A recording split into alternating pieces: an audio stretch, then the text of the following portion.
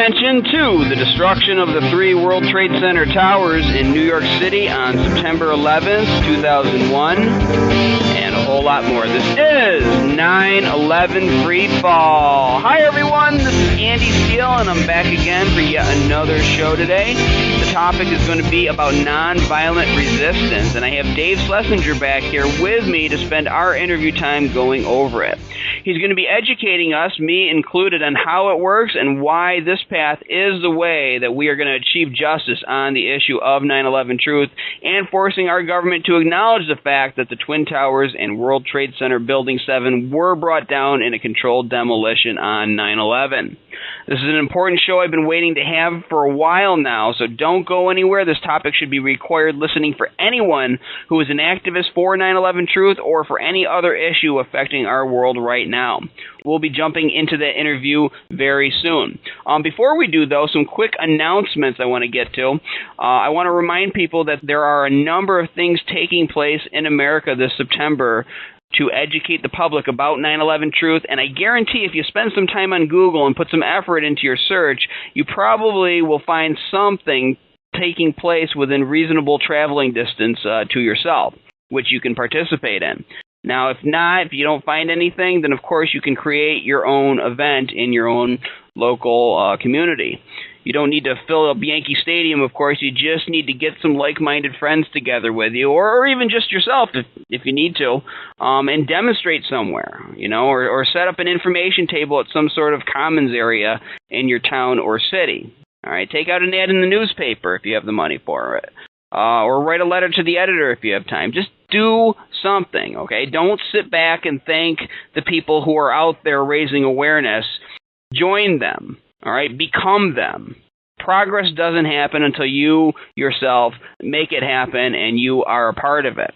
So again, find something near you on Google or make your own event. And of course, there are going to be actions in New York City on the day of September 11th, too. And most prominently, at 5:20 p.m. on September 11th of this year, Architects and Engineers for 9/11 Truth is going to be holding a rally in front of the billboard that will be in Times Square, asking New Yorkers if they know about the third tower that fell on September 11th.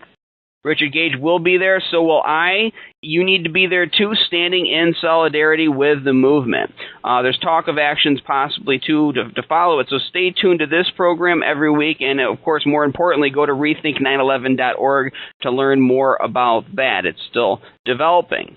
Also, if you're going to be on the West Coast and you can't make it to New York for the rally in Times Square, the 9/11 Truth Film Festival will be taking place from 1 p.m. to 11 p.m. at the Grand Lake Theater in Oakland, California.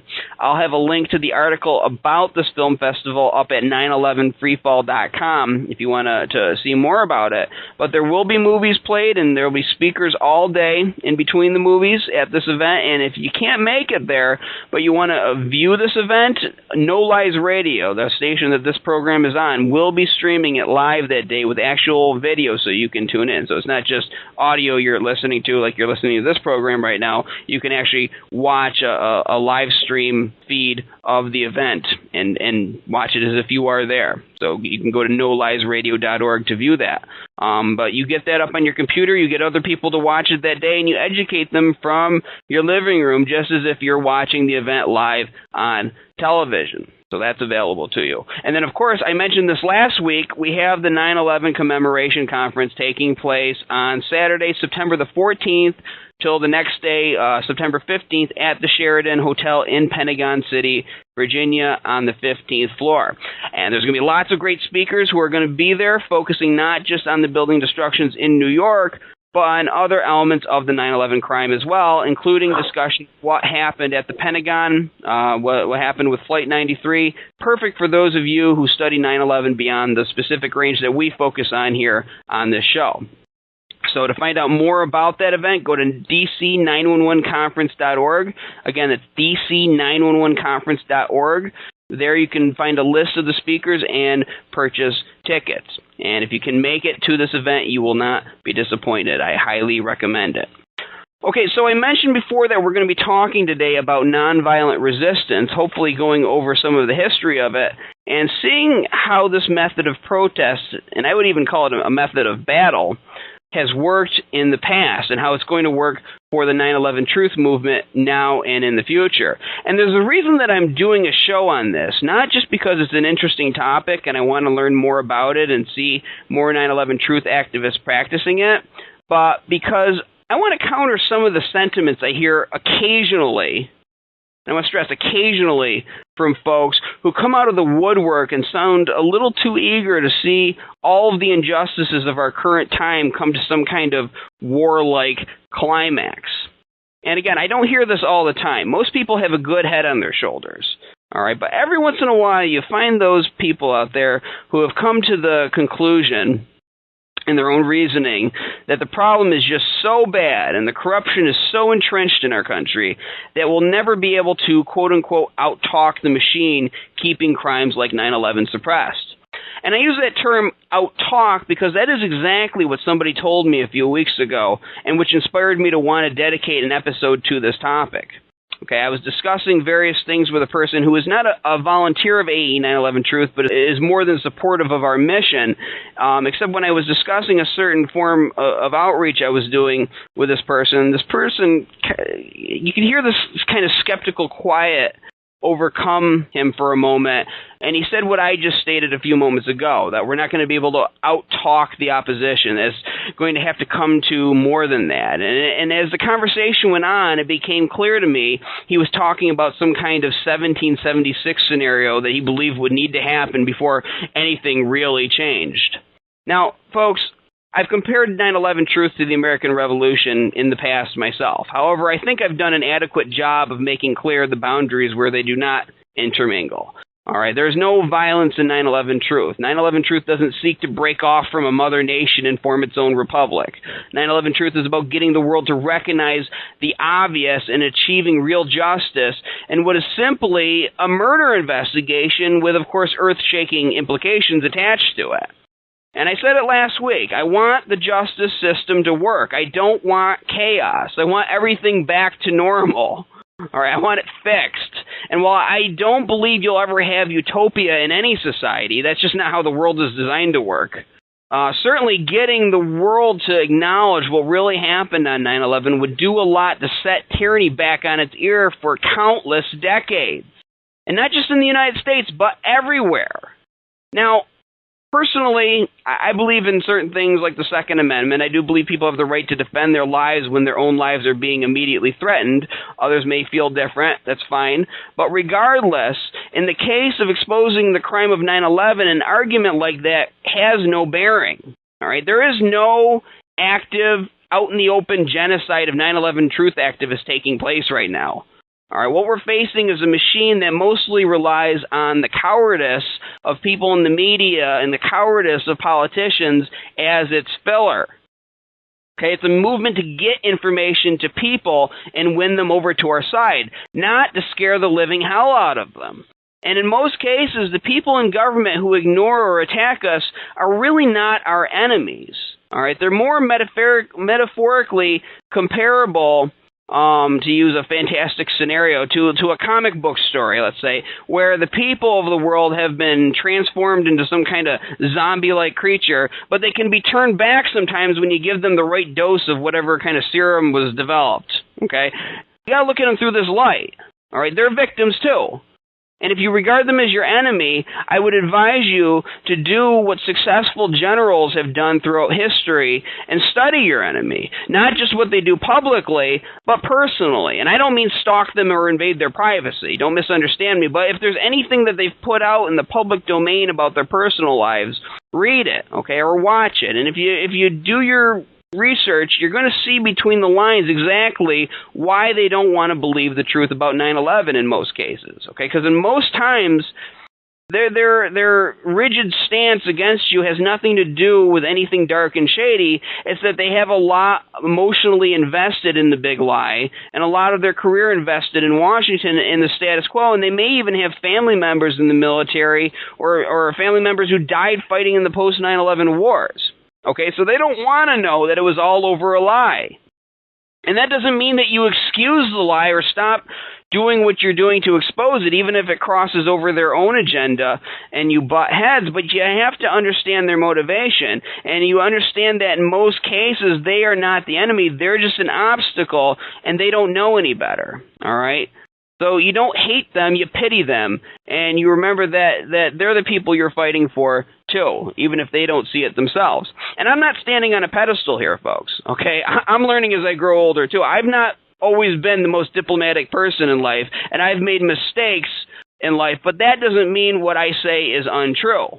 And let me tell you right now, anyone who seeks to turn America into 1990s Yugoslavia and who talks about war and living out Red Dawn is either some Rambo wannabe who has no idea what real war is like, or they're potentially somebody trying to set you up for something bad.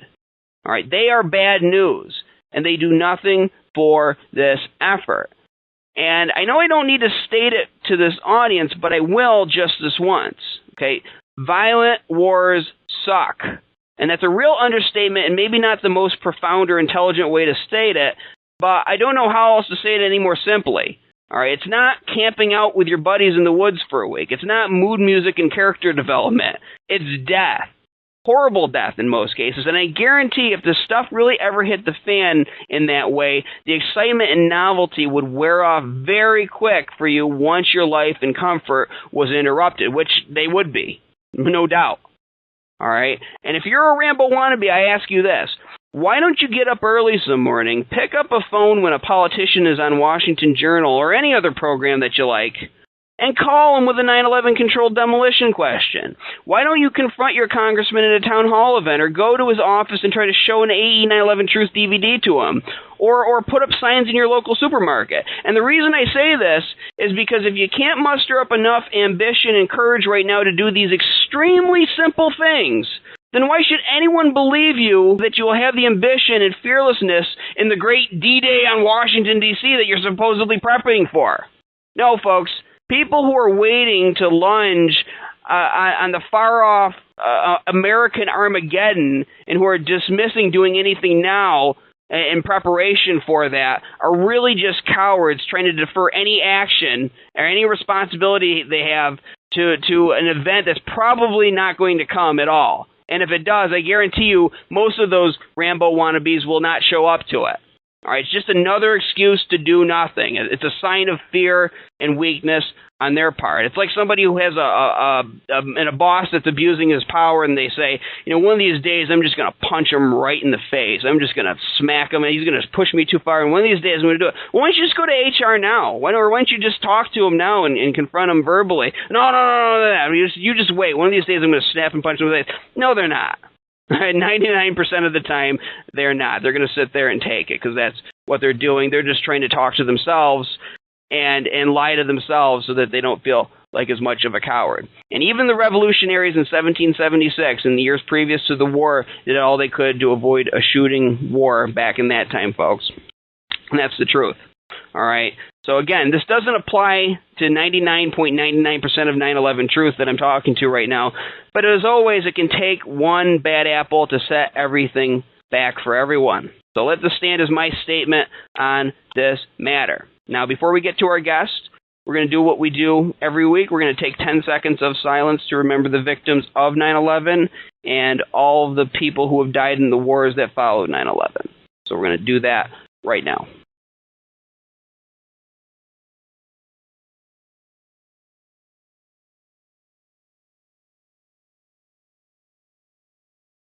Okay, and that is 10 seconds.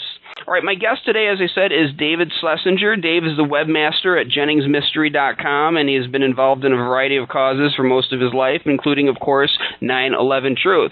He is the head of the public outreach team at AE 9/11 Truth, and currently has a lot of irons in the fire he may talk about later in the show. Dave, welcome back to 9/11 Freefall. Yes, thank you so much. Yes, there are millions of people who agree with me about 9/11, but it turns out that I'm the only advocate of Gandhi's approach to resistance in the United States.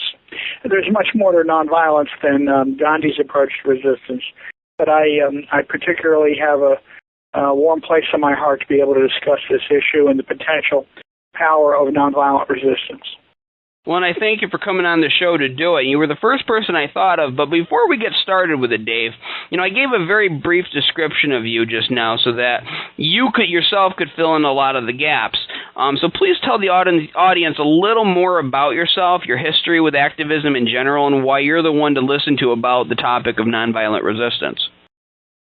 Well, I was ratified during my college years during the Vietnam War, and my first arrest was at the Republican National Convention in Miami in '72, which is depicted in the Tom Cruise film Born on the 4th of July, the protest, not my involvement. And that was very exciting. I really encountered the ideas of nonviolence when I got involved with my resistance to nuclear power. In the late 70s, I was active with the Clamshell Alliance. I was one of the 1,415 people arrested on April 30th and May 1st, 1977, held in National Guard armories in New Hampshire for up to 2 weeks. I was there a week. And that's when I really began to learn about nonviolence, and I became a nonviolence trainer. And in '82, I did 4 months in jail for civil disobedience along Gandhian lines on the Seabrook issue. We pleaded guilty. We told the judge we didn't seek leniency, and we didn't use a lawyer. I've now been arrested on the order of 30 times. Mostly, probably a little more than half against nuclear power, but I'm among, if not the first person to serve time for civil disobedience on the climate change issue. That was in July of '09 in Charlotte, North Carolina. I'd done one civil disobedience on the 9/11 issue in '06, which is the only time I gave Gandhi's plea to the judge from the great trial. If you believe in what you're doing, give me your stiffest sentence. If you don't, resign. And there's tremendous potential with nonviolent resistance, and it is generally ignored. Now, I'm going to give you the floor, Dave. Now, feel free to take over and talk as much as you need to. Let's start by defining what nonviolent resistance is. I think people have gotten some idea, but just to start it off from square one, define what it is, and what are the strategic goals of nonviolent resistance? Well, there's different types of nonviolent resistance. What's popular in this country now is something I critique, although it's certainly legitimate, is what's called they call it civil resistance, although Gandhi used to call it what he did, civil resistance, so the term changes. But what most people in the United States prefer right now is they get arrested for some misdemeanor, plead not guilty, and use normal legal maneuvering to minimize or avoid sentence, trying to make the case either to the judge or a jury that the people in charge are the real criminals and they're the ones who should spend time in jail. Ironically, that concept was formalized by Professor Francis Boyle of the University of Illinois, who's actually my age, a very astute legal scholar, who actually is sympathetic to 9/11 Truth as one of the most important commentators on the anthrax murders. Ironically, most of the people who go out and get arrested for a higher cause in this country are leftists who are left gatekeepers and have general contempt for 9/11 Truth. And they, even though they pay close attention to what Professor Boyle has to say about nonviolence, they're very clear they don't want anything to do with what he has to say about government conspiracies, which is an interesting irony. Gandhi's approach is different than what is popular in this country. Gandhi's approach is plead guilty and suffer in jail to touch the heart of the adversary. The important element being here is that there are no enemies. There are only adversaries. And yes, Obama and Bush and whoever are the perpetrators are different level adversaries than somebody I might disagree with at a meeting who I basically see as an ally. But on a minor point, they might be an adversary. And the whole point is to say somebody's an adversary is not to attack them. It's not to demean them. It means you disagree about something. And, it can be different levels of magnitude involved. But there are no enemies as far as Gandhi's approach. Now, there are also different levels of commitment to nonviolence. Gandhi, of course, is the main person who says that if you're going to be nonviolent, you need to live your life nonviolently. The popular scholar of nonviolence, who is still alive, lives in the Boston area, Gene Sharp, who's credited with having a lot of influence around the world, which he does, is the main person standing for what might be considered the opposite approach, which is that if you would understand nonviolence and use it more or less, it would work more or less. Whether or not you believe in nonviolence as a way of life, whether or not you live your life nonviolently. And Sharp and Gandhi's grandson, who does speak around the country, Arun Gandhi, are at odds because Arun Gandhi doesn't really talk about resistance, and he talks about spiritual level things. And Sharp is very secular and doesn't deal with spiritual things. But the reality is that there are different types of nonviolence. And let me describe another way of looking at the different types of nonviolence. Sharp describes 3 ways that nonviolence can win. There's, on the one hand, you have persuasion, where the adversary actually listens and considers what you have to say and makes a decision based on the merits of your argument. And that, of course, happens all the time on one-on-one situations with people who actually know each other and care about each other. And sometimes it happens among people who don't even care about each other because the person with the more power actually is open-minded enough to listen. At the other end of the spectrum, you have nonviolent coercion, the term Sharp uses.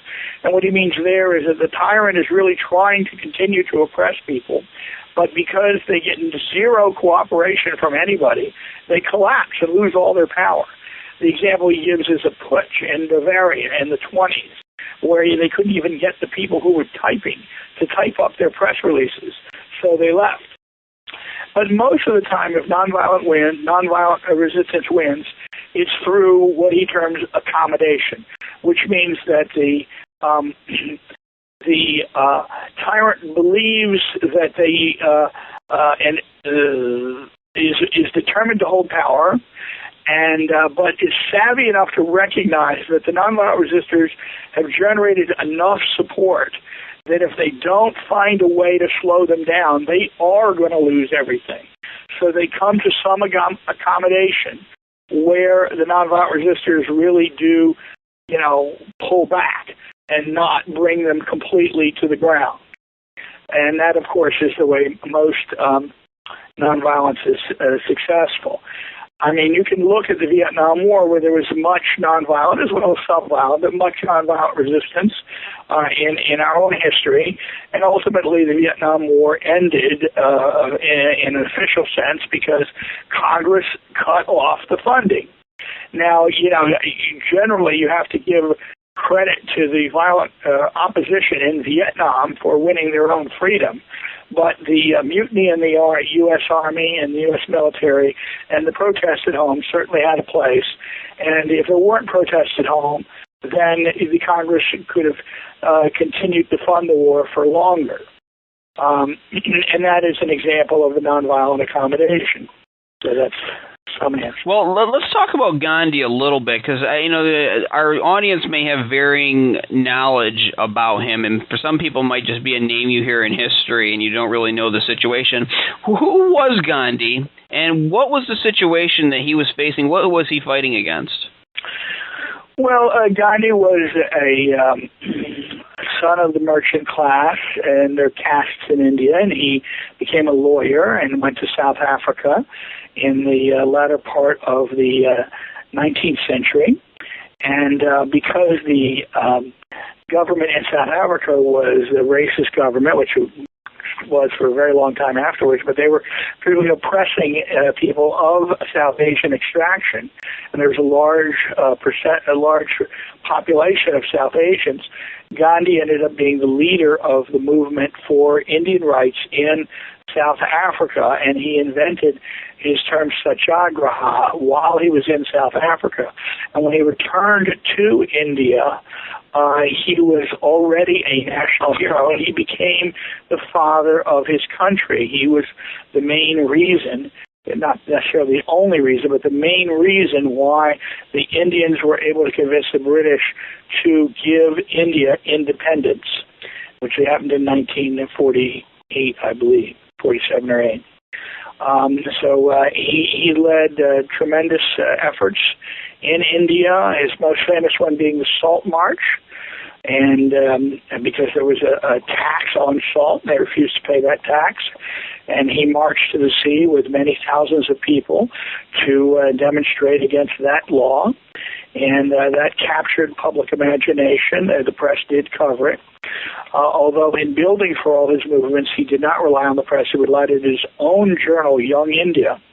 And he also set up many ashrams and encouraged people to live ascetic lives of dedication to being satyagrahis. Satyagraha meaning holding fast to the truth or putting one's whole weight on the truth. He came up with that title around 1906 because he was unhappy with the term passive resistance, which many people would mistakenly assume meant that you didn't do anything.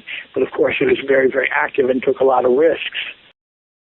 Right, and I think that needs to be stressed because when you talk about nonviolent resistance or passive resistance, you say these terms, I think a lot of people, unjustifiably so, but that just normal people in America get this image of some hippies, these kind of just people who are being walked over. But that's not really what it's about. It's standing firm and still moving on and not throwing a fist, but you're still marching forward. You're still moving towards your goal, and that is actual act of strength. And I've watched the Gandhi movie. It's a Hollywood movie, but it's not done. It's made in 1982. It doesn't have all the melodrama of current movies, and I recommend people take the 3 hours to sit and watch this film because you see what this person endured. You see real strength shine through. Obviously, it's an actor playing him, but in the character of Gandhi from history, you see what he had to endure to push this message and get done what he needed to get done.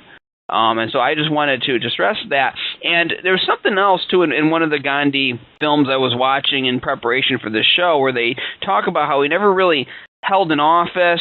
He was not a general leading an army, but he managed to help win independence for India and may have a major impact not on just Indian history but world history. Can you comment on that for the rank and file who's listening to this show and how that can apply to them? Well, yes, he did not hold office. I mean his friends ended up holding office. I mean, Nehru, who was the Prime Minister of India, and Nehru's daughter, Indira Gandhi, were very much influenced by Mohandas Gandhi, but he never held office himself.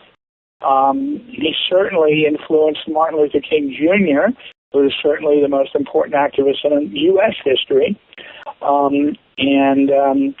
Gandhi, of course, had been influenced before by the American Henry David Thoreau, who went to jail for opposing the poll tax during the Mexican War, and Gandhi was also influenced by the great novelist Leo Tolstoy. I am actually very unhappy with how Gandhi is treated in this country because so very many people quote Gandhi, but actual discussion of the really cutting-edge Gandhi ideas, which I just laid out, plead guilty, suffer in jail, to touch the heart of the adversary, is very, very much suppressed among those who actually get arrested for a higher cause in this country. I just spoke on Gandhi's approach to resistance at the Veterans for Peace Convention in Madison, and they deserve a lot of praise for letting me speak, but it took me 3 times asking to be able to speak on Gandhi before they let me speak, and I told them this year that if they did not let me speak, I would hold a press conference criticizing them for suppression of discussion of Gandhi, and I did hold up a sign last time, stop suppressing discussion of Gandhi and resistance. And whereas I could never have gotten away with that in a conservative city like Miami, where the conference was held last year, I certainly could have caused quite a concern in the very, very liberal city of Madison, Wisconsin. And generally, it was very interesting. I went to a War Resisters League 90th convention, a 90th annual convention in D.C. right before I went to Madison, and I simply raised this question in simple terms, posing Gandhi's approach, suffering in jail to plead guilty, suffer in jail to touch the heart of the adversary, against what's popular, plead not guilty, use normal legal maneuvering to avoid or minimize sentence. Two very, very impressive revolutionary pacifists, which in the World Resistance League is the main organization for revolutionary pacifists and has been so for many decades. And people who I very, very much respect and who were quite polite and reasonable in their tone stood against this position. They said, you cannot expect people in power to have their hearts touched. Now, I once actually raised that with my professor of college, Noam Chomsky. He said the same thing. But Chomsky is not a noted pacifist. I don't think he's even a pacifist. He doesn't focus on violence. He does analysis. But these folks, David McReynolds and Randy Keeler from the audience, are really important historical pacifists in American history. And it's very sad that they would take this position, because Gandhi's position is to suffer in jail to touch the heart of the adversary. And most people who do get arrested for a higher cause in this country assume you cannot touch the heart of the adversary, and therefore do not try to touch the heart of the adversary. And that is a weakening of the technique. I'm going to take an aside here and make a point in a different realm. I've been a salesman my whole life, and what I used to do when I would train people is in order to explain to them the importance of proper technique, I would use an example from my own life. When I learned to play tennis between the 8th and 9th grade, I was not overweight as I am now. I hadn't even begun running cross country, which I did in high school. I could run like the wind, and I did not develop a backhand. I ran around behind the ball and hit it like it was badminton. And anybody who plays tennis knows that that is ridiculous. You cannot do that and play tennis. That's not tennis. And because it's so obvious to everybody that that is ridiculous, I love to use that as an example of why technique is important.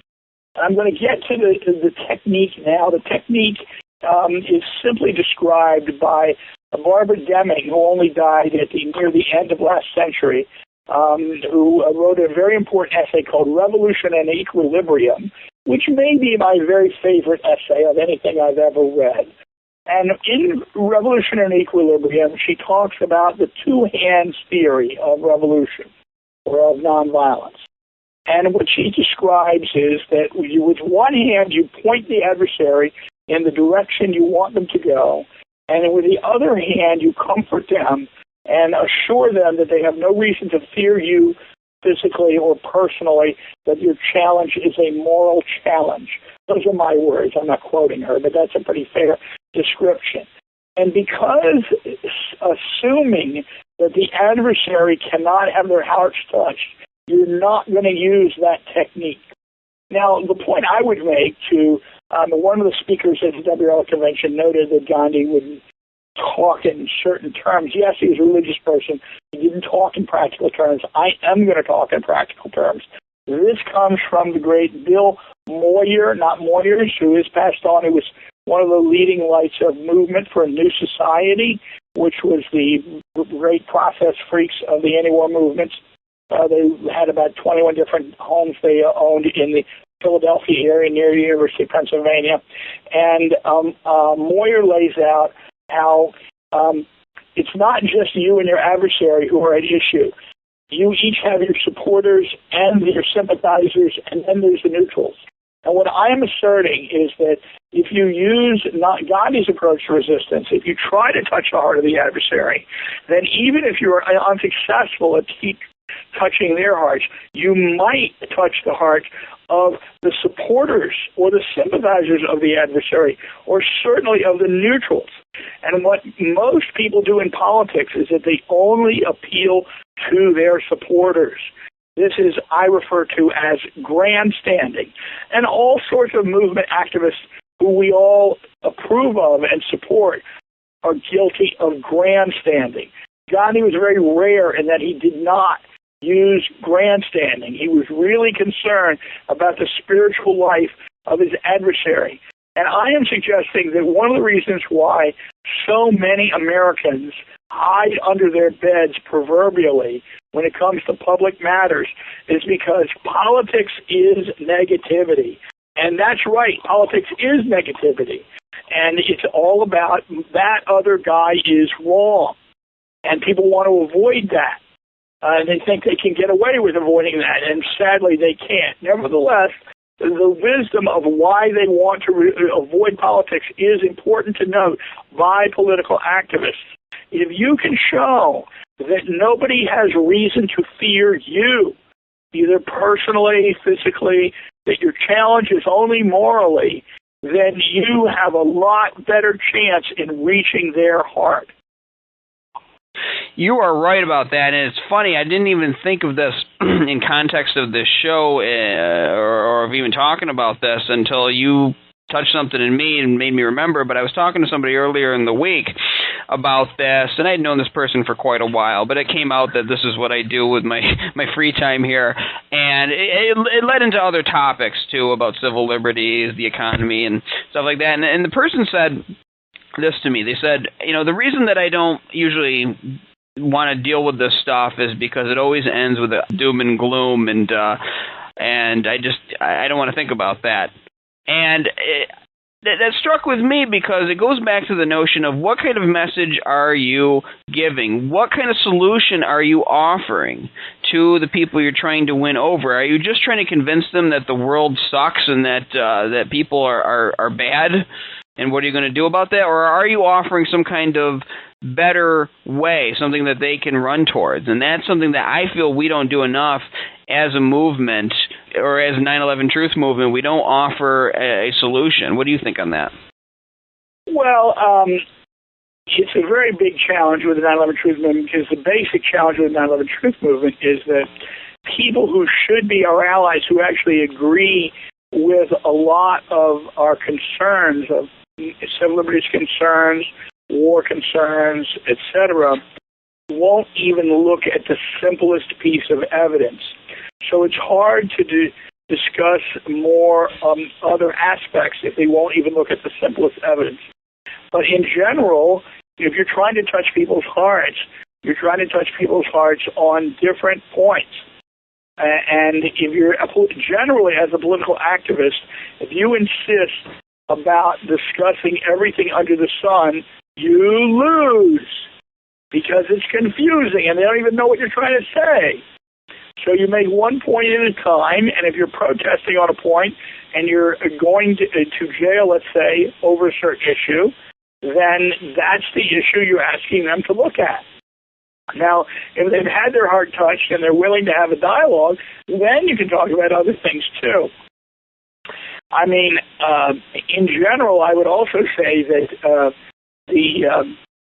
having a positive vision of human nature is a particularly progressive approach, because the people who are the tyrants are the ones that say the average person is undeserving of good things.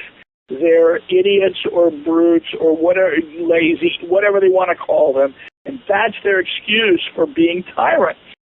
If the vision was that humans have a lot of good potential, then it's harder for them to justify taking tyrannical positions. Now, another important aspect of this would be to show the difference between a violent and a nonviolent conception of power. The violent conception of power sees the adversary as a brick wall, a monolith, unreachable. The phrase "talking to him is like talking to a brick wall" is the ultimate description of a violent conception of power. Because they're unreachable, the only way to approach them would be to blow them apart, is the implication. A nonviolent conception of power sees the adversary as being dependent on the people who serve them, their minions or whatever. And so that if you can get the people who serve the tyrant to be less willing to follow orders, that tyrant is probably savvy politically and will see they're having difficulty getting people to follow their orders, and they will see that the writing is on the wall and they're going to have to do something to change. So it's very important to understand that a democratic approach and a nonviolent approach has the concept that most people have a way of having their hearts touched.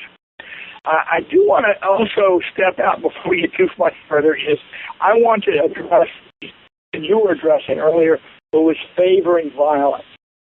My experience is that people who will not consider nonviolence are usually young men, not always, but usually they're young men, and they're angry, and they're proud of the fact they're angry, and they're proud of the fact that they're ignorant about nonviolence, and they consider it unmanly not to be violent, which is a very, very unfortunate way of approaching life. And all I'm saying to them is that if you're not a coward, you won't be afraid to look at history. And the two realms of great importance in this country are race and sex, where we do not have slavery anymore, and even after and the first people who opposed slavery were nonviolent activists. Now there are, of course, violent activists. There's John Brown, there's the Civil War, etc. But the original activists against slavery were nonviolent activists. They just did public education. And eventually the civil rights movement itself was led by Dr. Martin Luther King, the American apostle of nonviolence, who did suffer in jail to touch the heart of the adversary, whose essay, Letter from a Birmingham Jail, is such an amazing essay. I urge everyone to find it. It's very easy to find, and explains why he felt that he shouldn't just wait. And so yes, the civil rights movement achieved not everything that it needed to achieve, but it achieved a lot. And generally, white people in this country know that it is impolite to make racist statements in public. And you see people on TV who make racist statements end up causing a tremendous amount of problems for themselves. Of course, white people still have racist sentiments in varying degrees, but they at least know that it's not something to be proud of. In addition, the women's movement, many people forget the women have had a right to vote nationally in this country for less than 100 years. And you know that's not very long back in history. And it's truly absurd to think how much respect some women are given now. And certainly, you know the women in your own lives are just as smart as you are. And, the different women have different personalities than men, but it's truly absurd to think that women at one point were not allowed the right to vote. And it was mainly public education and normal political activity, but some people went to jail. Alice Paul went to jail for 7 months. There was one person I was reading, I forget her name, who was arrested 8 times. The first protests in front of the White House were by the suffragette movement. And that anniversary is going to come up in 2020. It's 1920 is when the women won the right to vote. So anyone who says that nonviolence doesn't accomplish anything is proud of the fact that they absolutely refuse to look at history. You're right about that, and also, too, with nonviolence, you also get to keep your society together. It doesn't destroy lives like a violent revolution does. And for anybody that doubts me on that, I've had friends who were from Bosnia who tell me the stories about living during all of that, and it's nothing that we want to see happen here in America, believe me. So Dave, let's do some one more quick thing. One of the greatest quotes from generals throughout history comes from William Tecumseh Sherman, who burned Atlanta. He said, "War is hell." Absolutely. Then anybody who has been to war most times comes back with that attitude, or they've come back with problems. We talked to a father of a man who went to Iraq and ended up suffering tremendous PTSD and took his own life as a result of it. I mean, war is like a Pandora's box. It opens up all of these evils, all of these demonic genies that are trapped in this bottle. Once you open it, it resounds for decades, hundreds of years afterwards. So, I mean, you're absolutely right. Twice as many American GIs who fought in Vietnam committed suicide as who died there. Now, let's do a little bit of coaching here on the air, a little bit of a civil disobedience training. If you were prepping me and the audience for some kind of planned civil disobedience, Dave, what would you tell us first? How would you coach us? Well, there has to be, good discussions and beforehand, and there should be some training in nonviolence. We used to do 6-hour trainings in preparations for anti-nuclear power protests, and then we cut back to 2, and I've even done 5-minute trainings. But the main point of the nonviolence trainings are the police are not the problem, and if you actually go to jail, don't whine. Don't complain about the food. You went there on purpose. Other people have to be there a lot longer than you. There's good role plays that can be done where you get used to fucking someone. If you're not used to it, these are called hassle lines. And there are nonviolence trainers around the country who can be found, and it is certainly worth it to have a nonviolence training. In addition, I believe, and not all people do this, some of the most important nonviolence actions in this country are called plowshares actions, where it's mainly religious people, usually just a handful at a time, sneak into some military installation and hammer on something, pour their blood and kneel and pray and wait to be arrested. And they often get 2 or 3 years in jail. Actually, people who are on trial right now are faced with decades in jail because of a change in the law. But most people who do civil disobedience are not expecting to sneak up on the adversary. When I was arrested at the movie theater in Rockville, Maryland for my 9/11 truth-related civil disobedience, I went to the movie theater beforehand and met with the manager and made sure he understood he had nothing to fear, and I gave some literature, and it was everything went very smooth. It was so funny.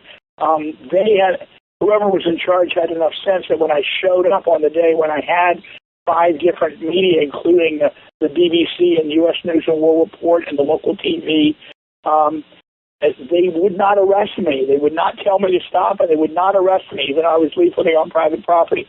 So I went back 2 days later without any press and leafleted, and the police said before they arrested me, so we don't really want to do this. And I said, well, my understanding is the most top priority with police is to make sure you maintain good professionalism, and I have no complaints. And when they did arrest me, the fellow who was processing me said, you seem to know what you're doing. And he did not make me spend the night in jail. So the police are not the problem, and if you go to jail, don't whine. That's the simple advice. What would you say to those angry young men you were talking about earlier if they wanted to participate in something like that? I mean, how do you deal with natural anger? If someone comes up to you, spits in your face, or maybe a cop pulls you down by the back of your shirt down. I mean, most guys I know that I've encountered in my normal life, their first reaction is going to be to strike back. How do you conquer that within yourself to accomplish what you're talking about? Well, it's relatively hard, and I'm, of course, being 62 now, it's very unlikely for a police officer to do that to me. It would be harder if I had no gray hair. It would be more likely to think I'm a rowdy. But I have to say that my first arrest was at age 21, and I have never had a policeman hit me ever, with the exception when I wasn't in a protest. I was a Baltimore Colts fan. I ran out to the field after the last game in 1965 when the Pulse beat the Raiders, and a security guard took a baton and hit me in the shins, which had nothing to do with any protest. But I've never had the police be violent to me, and if you do proper preparation, you should be able to generate a situation like that.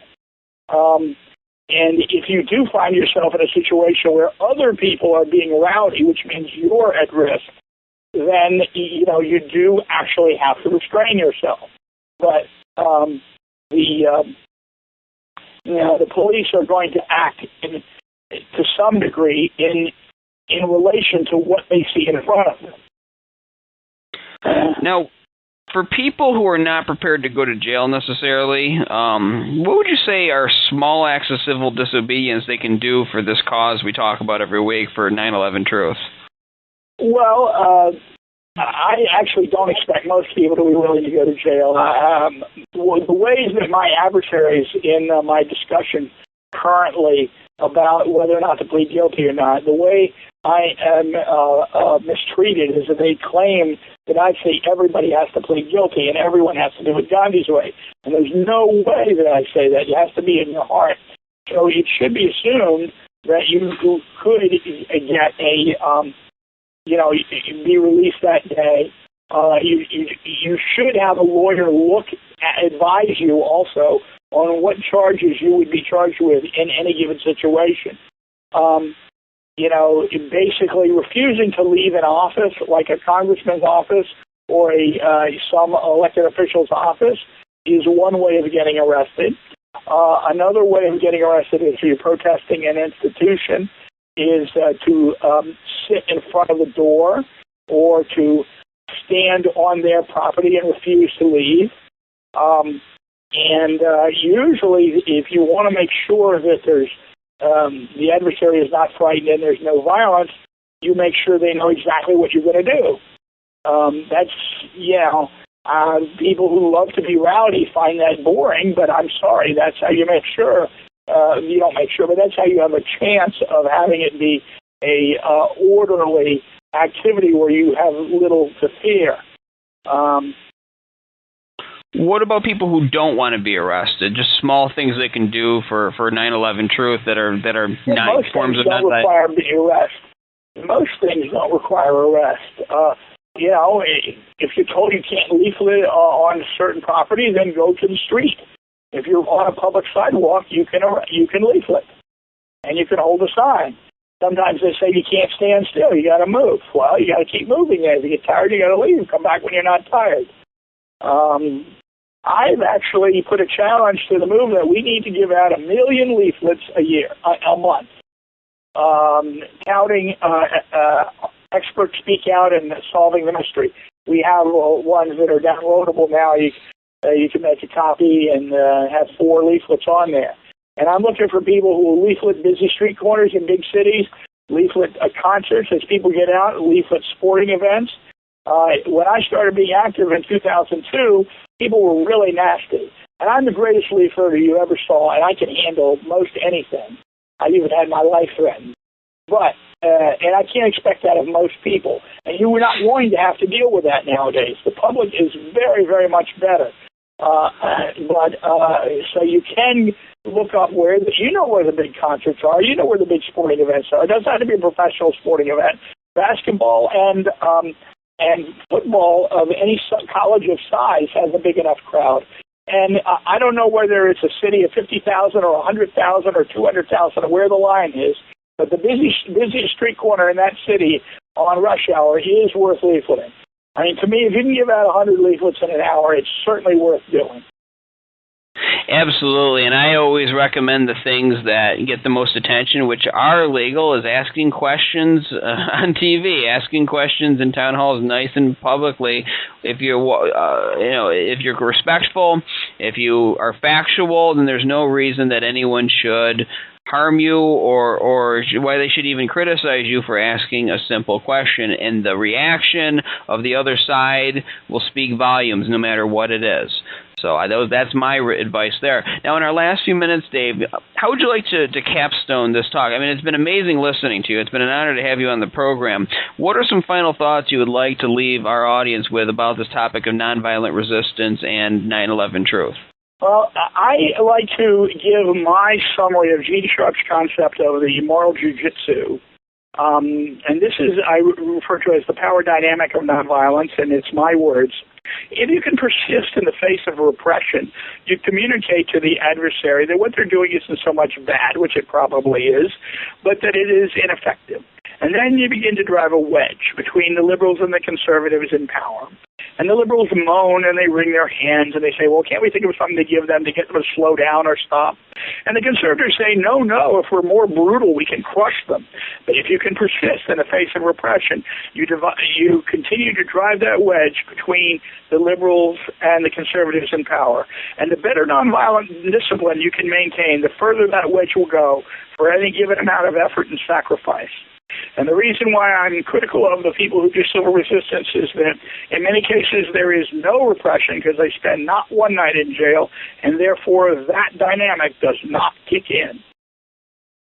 You're right, and it just takes going out and doing something. And again, it does this. We're not saying that you have to go to jail, folks. We're saying that if you're going to do it, be prepared, and that it doesn't have to be violent for there to be a change in America. And that's really the message I'm trying to put out there, because as I said earlier in the show, I see so many people waiting for the stuff to hit the fan. They talk about it like it's some kind of inevitability, like, oh, when the stuff really hits the fan, oh my God, hold on to your hats, oh my God, there's going to be troops out in the streets, and it's going to be so horrible. Folks, we don't need to go there, okay? Regardless of what you believe the bigger plot is in the world, we don't get into that on this show. We just focus on 9/11. It doesn't need to be. This is not an inevitable reality. There doesn't have to be a dramatic explosion to end this era of history. It can come very quietly. It can come very triumphantly for the people of America. We can have real justice